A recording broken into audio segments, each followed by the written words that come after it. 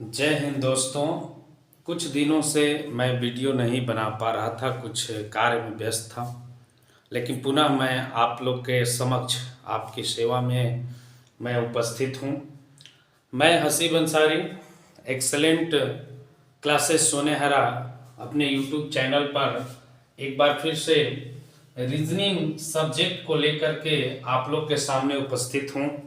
मैंने आप सभी से वादा किया है कि आप सभी का जनरल कंपटीशन की पूर्ण तैयारी मैं कराऊंगा। उसके लिए मैं पूरी तरह से कार्य कर रहा हूं। आपको मैंने हिंदी व्याकरण पढ़ाया, जीके पढ़ाया, अब रीजनिंग में कुछ चीज़ें मैं आपको बतलाने जा रहा हूं। कुछ नहीं बल्कि शुरुआत करने जा रहा हूं सादृश्यता से, एनालॉजी से। और ये जो टॉपिक है एनालॉजी, सादृश्यता, ये बहुत ही महत्वपूर्ण टॉपिक है और यहाँ से आप सभी का रीजनिंग आज से स्टार्ट हो रहा है। इसलिए आप सभी इसे गौर से पढ़ें और प्रत्येक दिन इसका प्रैक्टिस करें। सबसे पहले मैं बात करता हूँ कि सादृश्यता क्या है। तो फर्स्ट लेसन में मैं सादृश्यता पढ़ाने जा रहा हूँ। सादृश्यता का शाब्दिक अर्थ है समानता। सादृश्यता का मतलब होता है समानता। सादृश्यता परीक्षण का उद्देश्य क्या है? उद्देश्य है विभिन्न तत्वों, वस्तुओं, घटनाओं, क्रियाओं इत्यादि के बीच समानता या उनमें अंतर्निहित आंतरिक संबंधों को समझने एवं विश्लेषण करने की योग्यता की जांच करना है। यानी इसमें जो है सादृश्यता परीक्षण के अंतर्गत हम लोग जो है कि विभिन्न तत्वों, वस्तुओं, घटनाओं, क्रियाओं इत्यादि के बीच समानता या उनमें अंतर्निहित आंतरिक संबंधों को समझने और विश्लेषण करने की योग्यता की जांच करते हैं। प्रश्न तो इसके अंतर्गत देखिए, इसमें सादृश्यता परीक्षण संबंधी प्रश्न में दो युग्म या दो जोड़े दिए गए होते हैं। उनमें से एक युग्म में दोनों तत्व दिए गए होते हैं, जबकि दूसरे युग्म में एक तत्व दिया गया होता है और दूसरा तत्व जो है कि क्वेश्चन मार्क का रहता है, वहाँ पर प्रश्नवाचक चिन्ह लगा हुआ रहता है। तो हमें करना क्या है? इस प्रकार के प्रश्नों को हल करते समय हम पहले युग्म के दो तत्वों के बीच के संबंध को सावधानी पूर्वक जो है कि निरीक्षण करेंगे।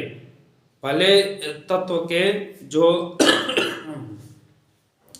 पहले युग्म के जो दोनों तत्व हैं उसका सावधानी पूर्वक निरीक्षण करते हैं। इसके बाद जो दूसरा युग्म है उसमें जो दो तत्व, एक तत्व दिया गया होता है और एक में क्वेश्चन मार्क रहता है, तो पहले युग्म में जो संबंध दो तत्वों के बीच रहता है वही संबंध इनमें भी रहेगा। तो इस प्रकार से हम उसका आंसर जो है पता कर लेते हैं। प्रश्न में दिए गए युग्म में दो प्रकार के संबंध स्थापित हो सकते हैं। प्रश्न में जो दिए गए युग्म है उसमें दो प्रकार के संबंध स्थापित हो सकते हैं। कितने प्रकार के? दो प्रकार के संबंध जो है कि स्थापित हो सकते हैं। पहला जो संबंध है उसे आधारभूत संबंध कहा जाता है। पहला जो संबंध है उसे आधारभूत संबंध कहा जाता है। इसमें इस संबंध में प्रथम युग्म के दोनों तत्वों में जैसे यहाँ पर आप देख सकते हैं 1 और 2, प्रथम युग्म, और ये 3 और 4 दो युग्म है। तो प्रथम युग्म के दोनों तत्वों में जो संबंध होता है ठीक वही संबंध द्वितीय युग्म के दोनों तत्वों में होता है। प्रथम युग्म के दोनों तत्वों में जो संबंध होता है वही संबंध द्वितीय युग्म के दोनों तत्वों में होता है। जैसे आप देखिए 1 से 2 या 2 से 1 में जो संबंध होगा, 1 से 2 या 2 से 1 में जो संबंध होगा वही 3 से 4 या 4 से 3 में संबंध होगा। 1 से 2 या 2 से 1 में जो संबंध होगा वही 3 से 4 या 4 से 3 में संबंध होगा। ये आधारभूत संबंध कहलाता है।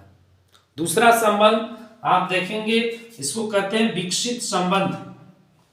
विकसित संबंध, इस युग्म में प्रथम युग्म का पहला तत्व, प्रथम युग्म का पहला तत्व द्वितीय युग्म के पहले तत्व, द्वितीय युग्म के पहले तत्व से जिस प्रकार संबंधित होता है, यानी पहले युग्म का पहला तत्व द्वितीय युग्म के पहले तत्व से, यानी 1 जो है 1 का संबंध जिस प्रकार से 3 के साथ होता है, या 3 का संबंध जिस प्रकार से 1 के साथ होता है, ठीक उसी प्रकार प्रथम युग्म के दूसरे तत्व का दूसरे युग्म के